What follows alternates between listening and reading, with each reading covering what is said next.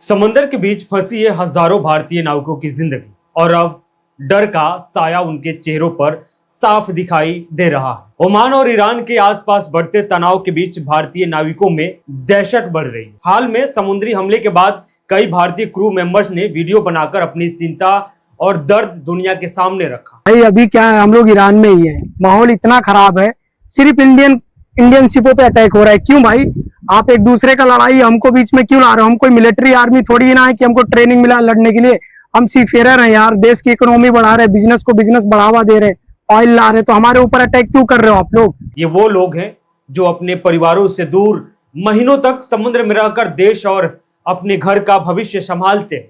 लेकिन आज सवाल यह है कि जब उनकी जिंदगी खतरे में हो तो उनकी आवाज कौन उठाएगा? एक तरफ गोलियों और हमलों का डर, तो दूसरी तरफ घर बैठे परिवारों की चिंता। नाविकों के वीडियो में डर साफ नजर आ रहा है।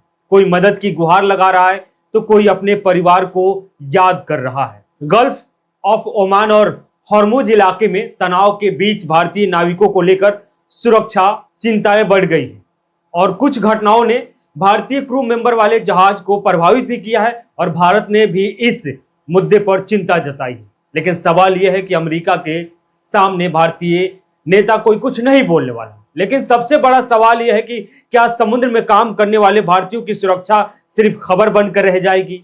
ये नाविक किसी राजनीतिक मोहरे तो नहीं है, ये आम भारतीय हैं जिनके घरों में माँ बाप हैं, बच्चे हैं, उनका परिवार है और उनका इंतजार कर रहे हैं।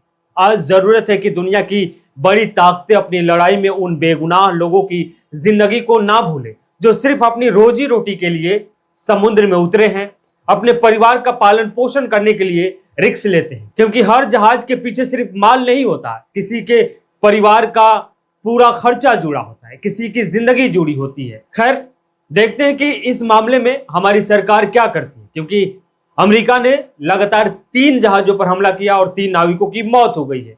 लेकिन उसके बावजूद भी हमारी सरकार की तरफ से ना ही कोई जवाब आया है और ना ही अमेरिका को तलब किया गया।